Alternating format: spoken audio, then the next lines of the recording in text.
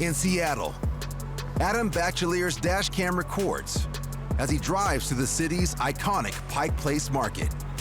I was heading into Pike Market to pick up my fiance from work. I'm very familiar with getting around Pike Market. It's a very busy space, not much room, so you have to be very aware of your surroundings when you go through there. And right behind him, captured on the car's rear camera, is the driver of a sedan who seems to have an issue with Adam's driving.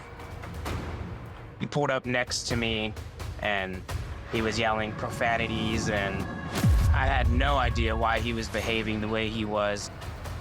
My thought was immediately just to, pull away, get away from the situation. But the angry driver seems intent on escalating.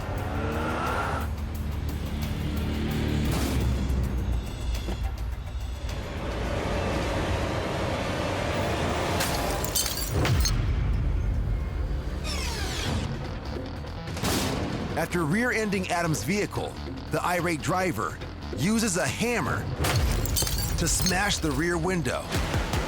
Fight or flight kind of took over. It was all reaction at that point. I got out of my car to go check the back window and I saw the hammer. I reached in to grab it.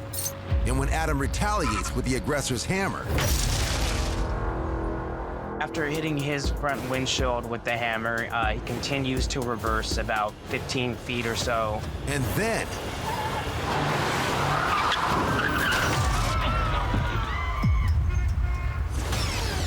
the driver accelerates, hitting both Adam and a worker from a nearby venue. It seemed like a split second that things kind of happened. It's a very scary moment. All I thought was, you can die on the hood of this vehicle. Good Samaritans rush to the worker's aid, who, according to news reports, suffers injuries to her legs, face, and shoulder, while others confront the aggressive driver and promptly alert authorities. When police arrive, they arrest the other driver and Adam for attacking the man with the hammer. I was a little surprised, considering that I had the support of the entire community. But they had to do their job too. But according to Adam, his actions are later ruled as self-defense. Only the driver of the sedan, 54-year-old Timothy Davis Stevenson, is charged with 2 counts of assault. As for Adam, he suffers injuries to the back and neck. So I did have some injuries after the incident, a whiplash being one of the major ones. I did 9 months of therapy and chiropractic work, and I'm about 90% recovered from the incident.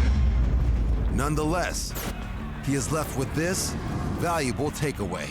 You really can't know how somebody else is gonna act on any given day. Just do your best to kind of, deflect and get out of the situation as best as you can. It's never good to, intentionally get into a situation like that.